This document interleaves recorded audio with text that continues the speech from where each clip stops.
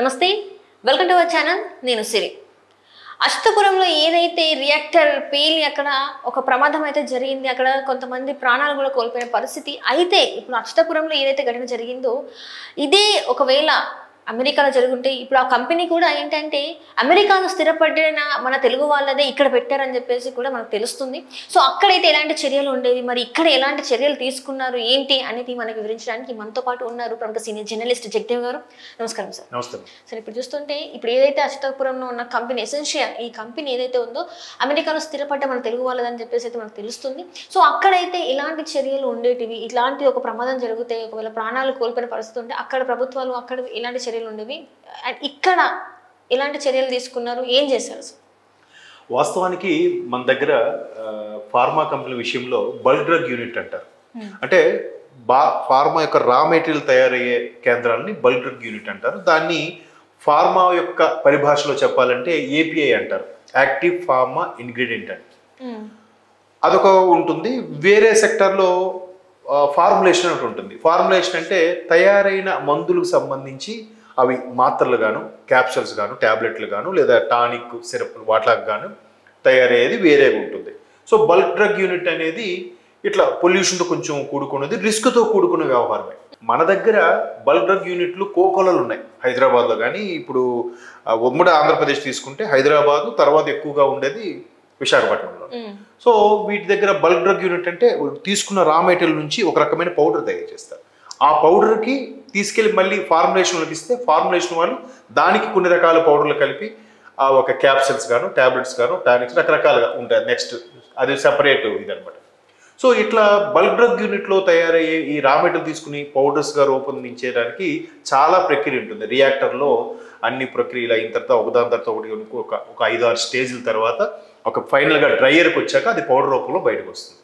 So అట్లా జరిగినప్పుడు ఇక్కడ రియాక్టర్లో పేలిందా లేదంటే అక్కడ ఉన్న పవర్ ప్లాంట్ సంబంధించిన పేలిందో తెలియదు. ఆ రోజు చాలా పెద్ద ఇష్యూ జరిగింది ఎసెన్షియా అనే కంపెనీలో. అది కూడా ఒకప్పుడు ఉమ్మడి విశాఖ జిల్లా, ఇప్పుడు అనకాపల్లి జిల్లాలోకి వెళ్ళిపోయింది. అచ్యుతాపురం అంటే ఆల్మోస్ట్ ఆల్ పరవాడ సిటీకి తర్వాత ఉండే ఏరియా.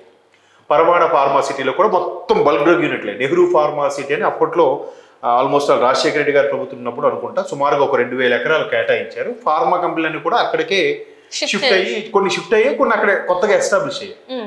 సో ఆ బల్క్ డ్రగ్ యూనిట్ వల్ల పొల్యూషన్ అవుతుంది కాబట్టి అమెరికా లాంటి కంపెనీలో ఈ రోజు వరకు కూడా బల్క్ డ్రగ్ యూనిట్లు లేవు.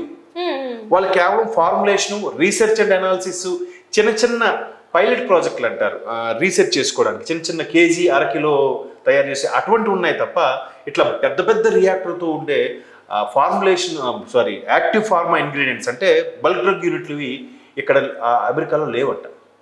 వాళ్ళు పొల్యూషన్కి చెప్పేయడం కోసం వాళ్ళు అక్కడ పర్మిషన్ ఇవ్వలేదు. వాళ్ళు చాలా స్ట్రిక్ట్గా ఉంటారు. వాళ్ళకి ఫుడ్ అండ్ డ్రగ్ అసోసియేషన్ అని ఒకటి ఉంటుంది, FDA అని, అమెరికా ప్రభుత్వానికి సంబంధించి. వాళ్ళకి చాలా కఠినమైన రూల్స్ కూడా ఉంటాయి. ఇదే బ్లాస్ట్ కానీ ఒక అమెరికాలో జరిగి ఉంటే కంపెనీ ఇప్పటికి సీజ్ అయిపోయేదేమో, లేదంటే కొన్ని 100 కోట్లు వాళ్ళు నష్టపరిహారం కింద లేదా జరిమానా కింద చెల్లించాల్సిన పరిస్థితి. ఎందుకంటే అమెరికాలో ప్రతి సిటిజన్కి ఇన్సూరెన్స్ కానీ మెడికల్ అవైలబిలిటీ ఉండాల్సింది ఉంటుంది కూడా. ఈవెన్ మనం అక్కడికి టూరిస్ట్గా వెళ్ళినా కూడా ఆ 1-2 నెలలకు కూడా మన కంపల్సరీగా ఇన్సూరెన్స్ తీసుకునే ఆ దేశంలో అడుగు పెట్టాలి. అంత కఠిన నియమాలతో వాళ్ళు ఫాలో అవుతుంటారు. సో ఇది ఎవరిదంటే కిరణ్ కుమార్ రెడ్డి గారు ఎవరు విన్నాను పేరు, సిఇఓగా ఉన్నారు. సో ఆయన అమెరికాలో స్థిరపడ్డ తెలుగువారు. వాళ్ళు ఇప్పుడు మళ్ళీ మనకి ఇండియాలో ఎసెన్షియల్గా పెట్టారు. ఎందుకంటే ఇది అమెరికాలో పెట్టడానికి ఛాన్స్ లేదు. చెప్పాను కదా, బల్క్ డ్రగ్ యూనిట్ పొల్యూషన్ ఏవి కూడా వాళ్ళు యాక్సెప్ట్ చేయరు. ఈవెన్ పెట్రోల్ పంపులు కూడా ఎక్కడెక్కడ ఉన్నాయని చెప్పి ఐడెంటిఫై చేస్తున్నారు తప్ప అమెరికా వాళ్ళు డిగ్ చేయట్లేదు, దాన్ని తవ్వి తీసుకోవట్లేదు. వాళ్ళు ఇప్పటికీ అరబ్ కంట్రీస్ నుంచే దిగుమతి చేసుకుంటున్నారు. అంటే ప్రపంచ దేశాల్లో కరువు ఏర్పడిన తర్వాత అప్పుడు వాళ్ళు తవ్వి తీసి ఎక్కువ రేటుకి అమ్ముకునే ప్రయత్నంలో అంటే చూడండి వాళ్ళు ఎంత దూరదృష్టిగా ఆలోచిస్తున్నారు. సో అటువంటి అమెరికా ఇట్లా పొల్యూషన్ వచ్చే వేటికి కూడా ఫ్యాక్టరీ పెట్టడానికి యాక్సెప్ట్ చేయదు. చాలా పెద్ద పెద్ద అమెరికా లాంటి వాళ్ళ దేశస్తుల్లో కూడా కొన్ని కంపెనీలు మన దగ్గర ఉన్నాయి. సో వాళ్ళు మన దేశంలో ఉన్న కొన్ని కంపెనీలతో టైఅప్ అవుతాయి. టైఅప్ అయినప్పుడు అవి కొలాబరేషన్తో కొన్ని కంపెనీలు పెడుతూ ఉంటాయి. సో అట్లా కంపెనీలు పెట్టుకొని మన దగ్గరే పొల్యూషన్కి ఎలాగ యాక్సెప్టెడ్ కాబట్టి మన దగ్గర కఠినమైన నియమాలు ఏమి ఉండవు కాబట్టి అందరూ భారతదేశం వచ్చి పెట్టుకోవడానికి ఎక్కువగా మక్కువ చూపుతుంటారు. సో ఫార్ములేషన్కి చాలా దగ్గర ఉన్నాయి. ఇప్పుడు వడోదర, లేదంటే చెన్నై, కోయంబత్తూరు, తర్వాత మనకి బెంగళూరు దగ్గర ఏదో ఊరుంది, అక్కడ వీటి దగ్గర ఉన్నాయి. సో వీటి దగ్గర ఎక్కువగా ఉన్నాయి ఫార్మా. మిగతా అన్ని ఏరియాలో కూడా లేవు. గుజరాత్లో కొన్ని ఉన్నాయి, మిగతా ఈ నార్త్లో కూడా మళ్ళీ అంతగా లేవు. భారతదేశంలో వీటన్నిటికీ పెర్మిషన్ ఇచ్చేస్తుంటారు. ఇప్పుడు మీరు వైజాగ్, అచ్యుతాపురము, అలాగే పరవాడ లాంటి ఏరియాలో చూస్తే సుమారుగా నాకు తెలిసి ఒక 150 ఫార్మా కంపెనీలు ఉంటాయి, చిన్న చితక 2-3 రియాక్టర్లు కూడా. సో ఇప్పుడు ఇక్కడ జరిగిన తర్వాత చంద్రబాబు నాయుడు లాంటి వ్యక్తి కాబట్టి ఇమీడియట్ గా క్షతగాతులను పరామర్శనానికి వెళ్ళారు. అసలు ఏం జరుగుతుంది, అవసరమైతే హెలికాప్టర్ తీసుకోండి, హెలికాప్టర్ వాడైన క్షతగాతుల్ని వేరే దగ్గరికి మెడికల్కి అవసరం అనుకుంటే షిఫ్ట్ చేయండి అన్నట్టు కూడా ఆయన ఆర్డర్స్ జారీ చేశారు. ఎవరైతే చనిపోయారో వాళ్ళకి ఎక్స్గ్రేషియా కింద ₹1 కోటి వరకు ప్రకటించుకోవడం జరిగింది. సో మన దగ్గర కొన్ని అవి అమెండ్మెంట్స్ అనుకోవాలా లేదంటే చట్టంలో ఉండే లొసుగులు అనుకోవాలో తెలియదు, కానీ ఇట్లాంటివి చాలా సందర్భాల్లో జరిగాయి. అంటే ఏదైతే సేఫ్టీ ఆడిట్ ఉంటుందో ఈ కంపెనీస్ కి జరగలేదు అని చెప్పేసి కూడా ఆబ్వియస్లీ. మీకు చిన్న ఎగ్జాంపుల్ చెప్తానమ్మా. 2.1 సినిమా వచ్చింది, రోబోకి నెక్స్ట్ సీక్వెల్ గా. సో అందులో అక్షయ్ కుమార్ గారు పాత్ర ఈ మొబైల్స్ రేడియేషన్ పెరిగిపోతుందని కంప్లైంట్ చేస్తే వాళ్ళు వచ్చేసరికి ఏం చేస్తారు, ఈ మొబైల్ కంపెనీలు రేడియేషన్ పవర్ తగ్గించేస్తారు, లేదా ఆ ఆఫీసర్స్ కి ఎంతో అమౌంట్ ఇచ్చి మేనేజ్ చేస్తారు. సో ఇక్కడ కూడా అంతే. దీనికి చాలా ఆడిట్లు అవుతాయి. WHO ఆడిట్ అవుతుంది, FDA ఆడిట్ అవుతుంది, అంటే వరల్డ్ హెల్త్ ఆర్గనైజేషన్ ఆడిట్ అవుతుంది, FDA food and drug America collaboration అది అవుతుంది. మన దగ్గర కూడా కొన్ని రకాల ఆడిట్లు ఉంటాయి. ఈ కంపెనీ నుంచి ఆ కంపెనీ, ఇప్పుడు సమ్ ఎక్స్ అనే కంపెనీ వై కంపెనీకి ఆడిట్కి వెళ్తుంది, వై అనే కంపెనీ ఎక్స్ అనే కంపెనీకి అవుతుంది. అలాగే గవర్నమెంట్ తరఫున కూడా కొన్ని ఆడిట్స్ అవుతుంటాయి.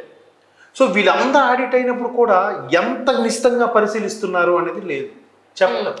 వాళ్ళు కూడా డబ్బులకు అమ్మడిపోతున్నట్టు ఆబ్వియస్లీ ఇప్పుడు ప్రతి దగ్గర కూడా మా కంపెనీస్ కూడా రూల్స్ ఎలా ఉంటాయంటే, ఇప్పుడు ఒక కార్పొరేట్ కంపెనీ ఉందనుకోండి, ఆ కార్పొరేట్ కంపెనీలో మినిమం 20 ఎక్కువ మంది ఉద్యోగులు ఉంటే కంపల్సరీ ఆ కార్పొరేట్ ఆఫీస్కి ఒక క్యాంటీన్ ఉండాలి. 8 మెంబర్స్ 8 మంది కానీ ఉంటే 8 మందికి ఒక వాష్రూమ్ కంపల్సరీ ఉండాలి. ఒకవేళ ఆ కంపెనీలో 80 మంది ఉంటే 10 వాష్రూమ్ చూపించాలి లేబర్ రూల్స్ ప్రకారం. ఇట్లా ప్రతి దానికి కూడా కొన్ని అంటే నాకు తెలిసిన మీకు షేర్ చేసుకుంటున్నాను. అట్లాగే ఫార్మా సంబంధించి కూడా అక్కడ safety measurements, safety inspection, okay దాన్ని ఏమంటారు, బెలూన్ లాగా చూసారా, మనకు ఒక జెండాకి గాలి ఎటువైపు నుంచి దిశ వీరుస్తుందని చెప్పి అదొకటి కడతారు. కట్టినప్పుడు ఏమవుతుందంటే ఇట్లాంటి బ్లాస్ట్లు అయినప్పుడు సరే అటు జెండా ఎగురుతుంది కాబట్టి మనం అటువైపు ఎగరకూడదు, దానికి ఆపోజిట్ లోనే పరిగెట్టాలి అని దాని అర్థం. సో గాలితో పాటు ఆ పవర్ ఫ్లేమ్ మనకు ఎక్కడ ఇంపాక్ట్ అవుతుందో ఆ స్మెల్ అని దానికి ఆపోజిట్ లో పరిగెట్టాలని దాన్ని ఎగరేస్తారు. అలాగే ప్రతి ఛాంబర్కి గాను ప్రతి రియాక్టర్ దగ్గర కూడా ఈ కార్బన్ డైఆక్సైడ్ సిలిండర్స్ కానీ లేదా కార్బన్ డైఆక్సైడ్తో ఉత్పత్తి అయ్యే మంటని ఆర్పే కొన్ని రకాల పౌడర్స్ అమ్ముతారు, సేఫ్టీ ఫైర్ ఎక్స్టింగ్విషర్స్ అంటారు. అలాంటివి కొన్ని ఇప్పుడు ఆఫీసులో మీరు అబ్జర్వ్ చేస్తే చిన్న ఫ్లేమ్ వచ్చిన ఆటోమేటిక్ అదే బ్లో అయిపోయేలాగా ఆటోమేటిక్ బ్లోవర్ లాంటివి అట్లాంటివి కూడా అన్ని వెళ్ళినప్పుడు సరే ఉందా, వీళ్ళన్నిటికీ కామన్గా ఒక సిలిండర్ చూపిస్తాడు అక్కడ. సార్ CO2 ఉంది సార్, సిలిండర్ ఎంత ఉందమ్మా, 10 kg సిలిండర్ ఉంది సార్, సరిపోతుంది ఈ ఛాంబర్కి. ఓకే, ఈ ఒక్క ఛాంబర్కి సరిపోతుంది, మరి పక్క ఛాంబర్కి ఎంతో మంది ఉంటారు. ఇప్పుడు ఇక్కడ ఇది జరిగింది, ఈ ఛాంబర్ వరకు అయితే వెంటనే దాన్ని లాగి కవర్ చేయాలి, మరి పక్క ఛాంబర్ అయితే దీన్నే మోసుకుని చెప్పలేము. సో అట్లాంటి చాలా మెజర్మెంట్స్ ని అబ్జర్వ్ చేయాలి. దానికి పొల్యూషన్ తగ్గట్టుగా చెట్లను పెంచాలి. ఒక సేఫ్టీ టీంని ఎప్పుడు రౌండప్ చేస్తూనే ఉండాలి. నేను ఒక గతంలో ఒక కంపెనీ చేసేటప్పుడు ఒక సేఫ్టీ టీము ఎంతసేపు ఒక హెల్మెట్ పెట్టుకొని, పెద్ద ప్లాంట్ కాబట్టి సైకిల్ మీద తొక్కుతూ తిరుగుతూ ఉండేవాడు ఆయన. అంటే ఎవరైనా నిర్లక్ష్యంగా ఉన్నారా ఊరికి అబ్జర్వ్ చేయాలి. అది కూడా ఎలాగా, కొత్తగా ఉద్యోగంలో జాయిన్ అయ్యాడు, కొంచెం హుషారుగా తిరుగుతాడు.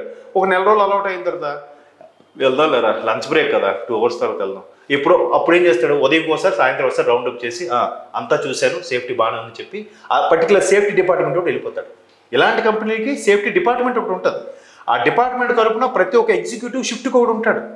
జనరల్లో ఒక 2-3 ఉంటారు, షిఫ్ట్ వైజ్ గా మళ్ళీ పెద్ద ప్లాంట్ అయితే ఒక 2 ఉంటారు, చిన్న చిన్న ప్లాంట్లు అయితే ఒక్కొక్కరు ఉంటారు.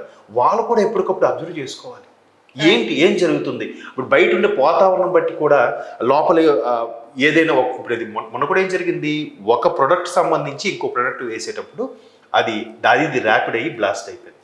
ఇప్పుడు జనరల్గా మీకు కెమికల్లో కూడా రూల్ ఉంటుంది, వాటర్లో యాసిడ్ వేస్తే పేలుతుంది, యాసిడ్లో వాటర్ వేస్తే ఏం కాదు. మీరు అనుకోవచ్చు 2 కలిస్తే ఒకటే కదా అని, కానీ కెమికల్ రియాక్షన్స్ అలా జరుగుతాయి. సో అట్లాగే ఇక్కడ కూడా దేనికి కలపాలనేది కూడా కెమికల్గా ఒక సబ్జెక్ట్ ఉంటుంది. ఈవెన్ ఆ సేఫ్టీ వాళ్ళు కూడా కంపెనీ తరఫున పనిచేసే సేఫ్టీ వాళ్ళు ప్రతి నెల ప్రతి ఉద్యోగి కూడా సేఫ్టీకి సంబంధించిన కొన్ని క్లాసెస్ చెప్పాలి. క్లాసెస్ చెప్పి మేము ఇలా క్లాసెస్ తీసుకున్నాం, కండక్ట్ చేసామని చెప్పి గవర్నమెంట్ తరఫున ఉండే సేఫ్టీ డిపార్ట్మెంట్ కూడా ఒక అధ్యయనం పత్రిక అనేది ఇవ్వాలి వాళ్ళకి. అలా ఎవరు ఇస్తారు? అంత టెన్షన్గా ఎవరు చేస్తారు? ఎవరు చేయరు. మేబీ మీరు అనుకున్నట్టు ఇక్కడ అంతగా టర్మ్స్ అండ్ కండిషన్స్ ఉండవనో లేదంటే లుసుగులు ఉండడం వల్ల తప్పిస్తుంటారు. అదే వీళ్ళు ఎక్కడ పెట్టారు, అందుకే ఇక్కడ పెట్టుకుంటున్నారు వాళ్ళు. ఎక్కడైతే పైగా మ్యాన్ పవర్ కాస్ట్ కూడా తక్కువ పెట్టుబడికి ఎక్కువ లాభాలు, ఏవైనా కూడా కొంత వెనక నుంచి డబ్బులు ఇచ్చేస్తే మనకు అయిపోతుంది. శిక్షలు అవి ఉండవు, సీరియస్నెస్ ఉండదు. ఇప్పుడు చూడండి ఏమైనా ఏంటంటే మేము కావాలని చేయలేదు కదా, సింపుల్ గా పేరు ఇచ్చేసి ఇది సెట్ చేస్తున్నారు అనుకోవచ్చా? మనిషి ప్రాణానికి విలువ అంటే ఆ ప్రాణానికి విలువ లేదనుకోవచ్చా? అంతే కదమ్మా, మనది కాదు కదా అన్నట్టుగా ఉంటారు. ఆ పరిస్థితిలో మీరు అక్కడ ఏం మాట్లాడతారు, వాడు రేపు పొద్దున కేసు వేసిన ఆ పరిస్థితిలో నేను ప్లాంట్లో నేను కూడా అదే పరిస్థితి అయ్యేది సార్, నేను కావాలని చేయలేదు కదా అంటారు. అంతకుముందు ఇదే వైజాగ్లో ఎల్జీ కంపెనీ కూడా గ్యాస్ ఇది ఎంతమంది చాలా మంది జ్వరాలకి జబ్బు పడిపోయారు కూడా. దానికి మరి ఎవరు చూసారు? ఇప్పుడు వైసీపీ గవర్నమెంట్ కొత్తలో అనుకుంటా. అట్లా ప్రతి దానికి కూడా ఎంతసేపు అడ్డదారులు వెతుక్కుంటున్నారు తప్ప మీరు అన్నట్టు మేబీ ప్రాణానికి విలువ లేకుండా పోతుందేమో అనుకోవాలి. బట్ ఎన్ని చట్టాలు ఎన్ని చేసినా కూడా అల్టిమేట్గా మనుషులు మారాలి. ఆ ఆఫీసర్స్గా సేఫ్టీ మేనేజ్మెంట్ పాటించే వాళ్ళు ఎవరైతే ఉన్నారో వాళ్ళు గడ్డి తినకుండా స్ట్రిక్ట్గా ఫాలో అయ్యింటే వేరేలా ఉండేది. Right sir, right thank you so much sir.